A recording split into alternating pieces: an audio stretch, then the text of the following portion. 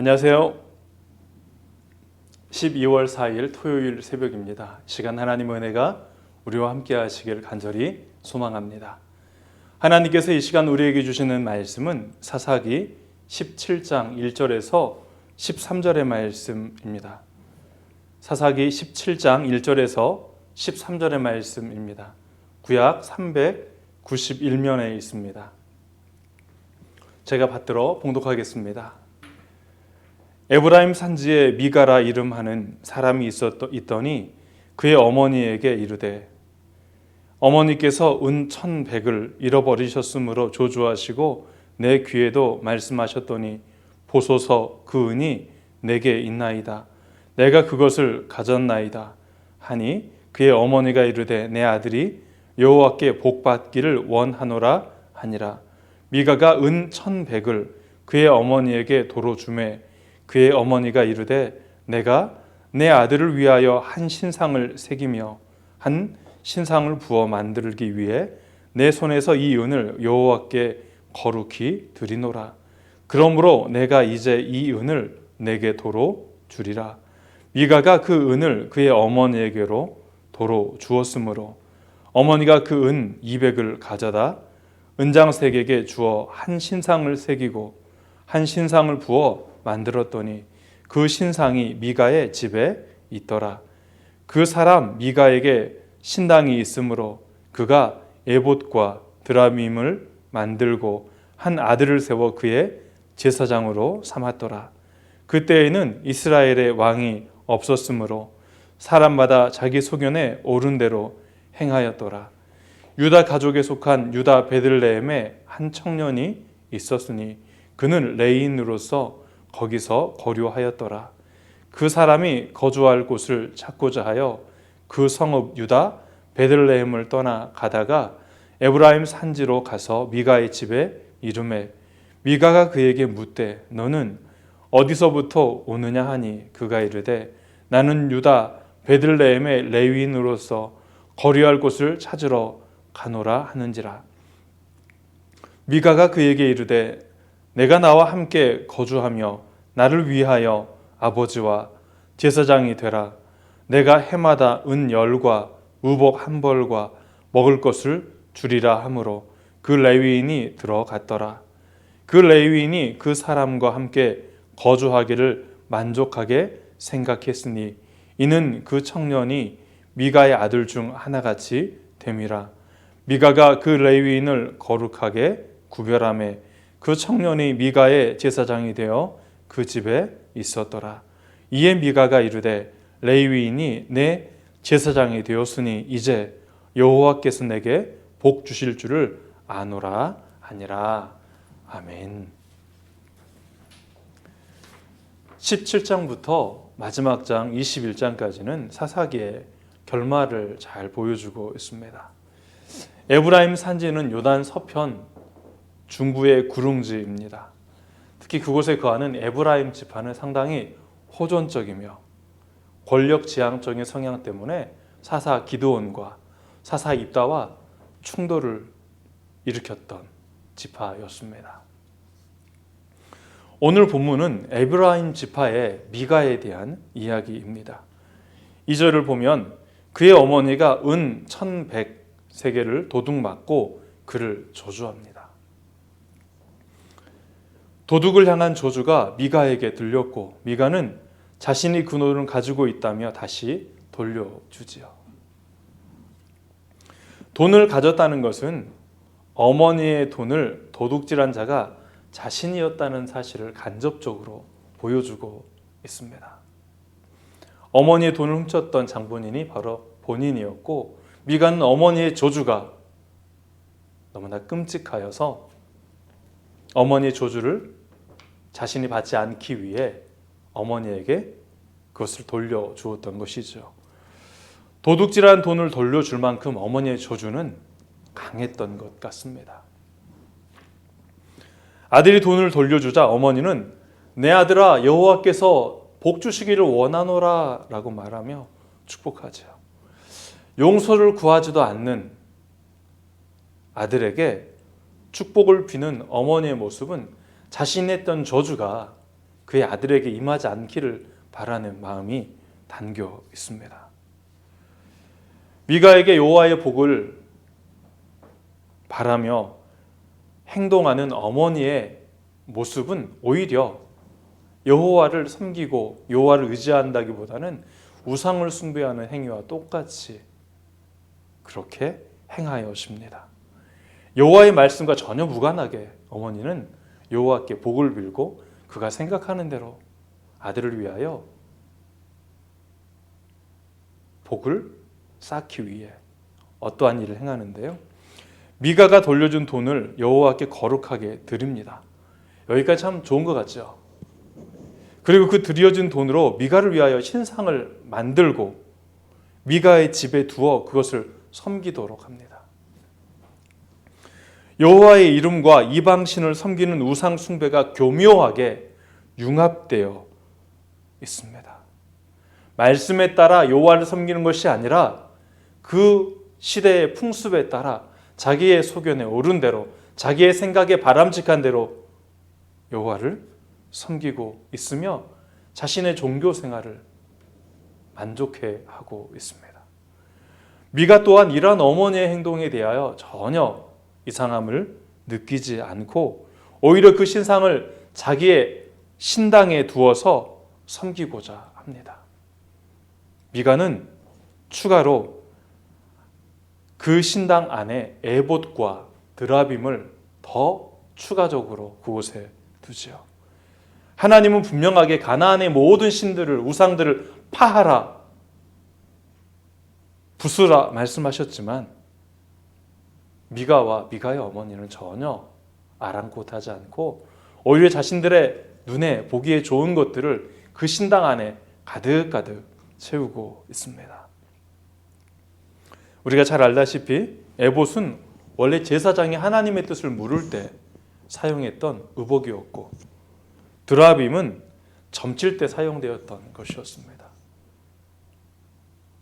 에봇과 드라빔, 여호와께 복을 빌고 여호와께 거룩하게 드리고 신상을 만들고 도무지 이해되지 않는 이 종교 행위들이 너무나 버젓이 여호와 앞에서 행해지고 있었던 것이죠. 자기 멋대로의 신앙생활은 거기서 멈추지 않았고 한 걸음 더 나아갑니다. 미가는 자신의 아들 중 하나를 세우고 제사장으로 삼았습니다. 여기에서 세우다라는 의미는 성직을 임명하다라는 의미입니다. 제사장을 세우는 규례가 있었습니다. 제사장 위임 제사를 치루어서 자신의 아들을 제사장으로 세웁니다. 미가의 행위는 하나님의 말씀을 왜곡하고 그의 말씀과 자신의 판단을 섞어서 자신의 종교, 자기만의 종교를 만들어가기 시작합니다. 미가가 무지하여서 그러한 행동을 했다면 조금 이해가 될 수 있지만 그렇지 않은 것 같습니다. 미가는 여호와의 율법과 말씀이 어떻게 이야기하고 있는가를 알고 있었습니다. 이 이후에 진행되어지는 사건 중에 어느 레위인이 미가가 거류하는 그 지역에 방문을 하여 거류하기를 원합니다. 미가는 그 레위인을 자신의 집에 고용하여 자신의 제사장으로 삼고 자기를 위하여 제사를 드리도록 그리고 여호와께 복을 빌어달라고 이야기를 하고 있습니다. 제사장을 세우는데 레위인을 세운다는 것은 하나님께서 어떻게 제사장 규례를 이야기하고 있는지를 알고 있었다는 것이지요.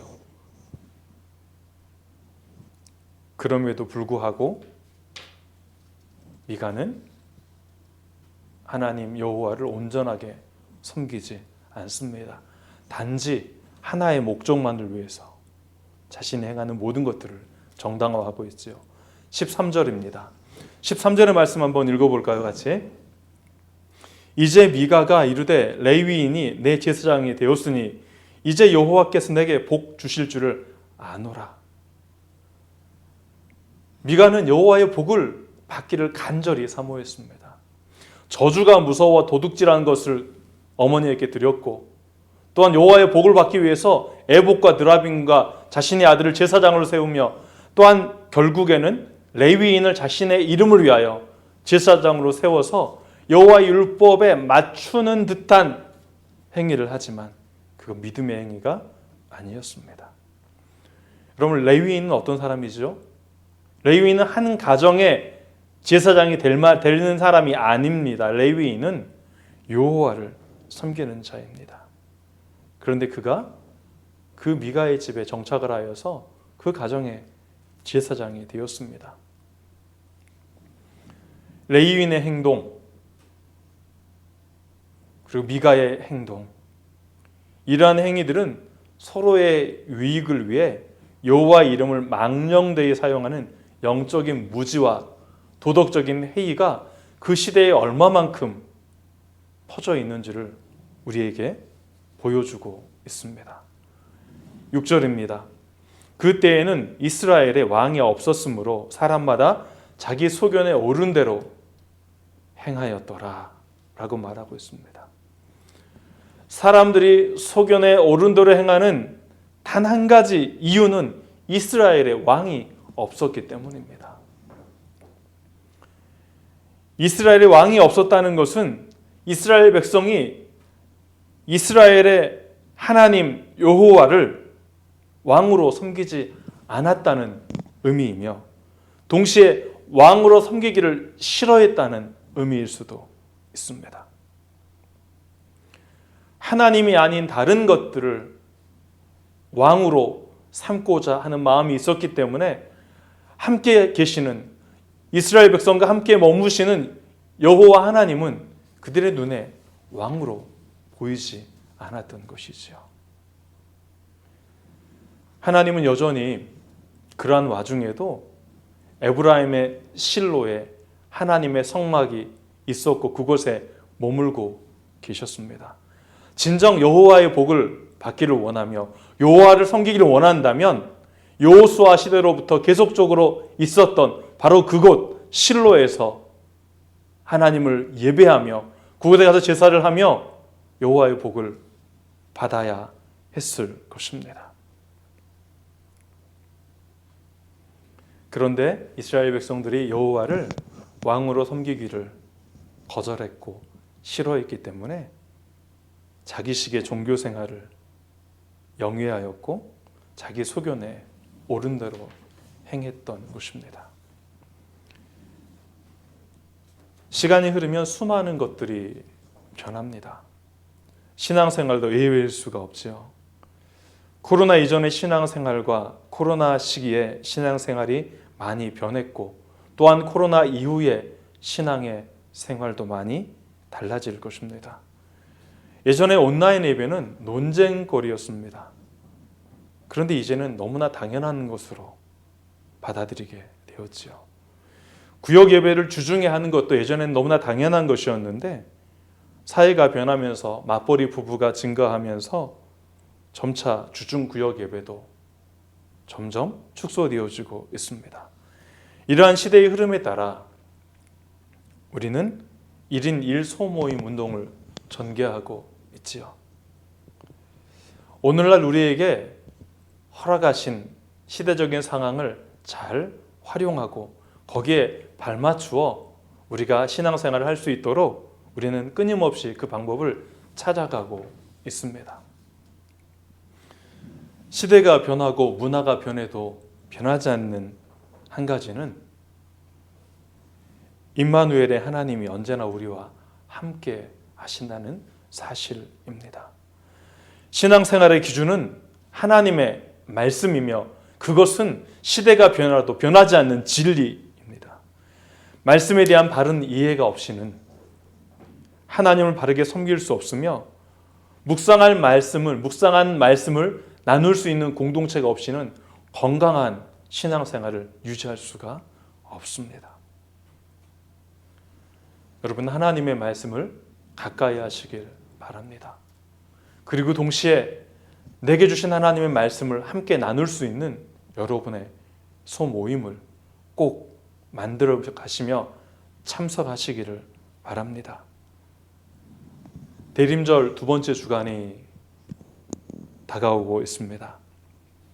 오늘도 변함없이 우리에게 찾아오셔서 말씀하시는 하나님을 만나고 우리를 통해 행하고자 하시는 하나님의 선하신 뜻을 이루어가며 우리의 속에는 옳은 대로가 아니라 하나님의 뜻대로 살아가는 영함의 가족들이 되시기를 간절히 소망합니다. 기도하겠습니다. 하나님 아버지 감사합니다. 여호와의 말씀을 중심에 두고 하나님의 말씀대로 살아가는 우리가 되게 하여 주옵소서. 시대가 변하고 변하지만 변하지 않는 한 가지는 우리 신앙생활의 표준은 기준은 여호와의 말씀이며 그 하나님은 언제나 우리와 함께하고 계신다는 사실입니다. 오늘도 끝이 보이지 않는 코로나의 하나님 어려움 속에서 우리와 함께 하시는 하나님을 만나고 하나님의 뜻을 분별하며 하나님과 동행하며 살아가는 하나님의 사람들 되게 하여 주옵소서. 우리의 삶의 주인 되시며 인도자 되시는 예수님의 이름으로 기도합니다. 아멘.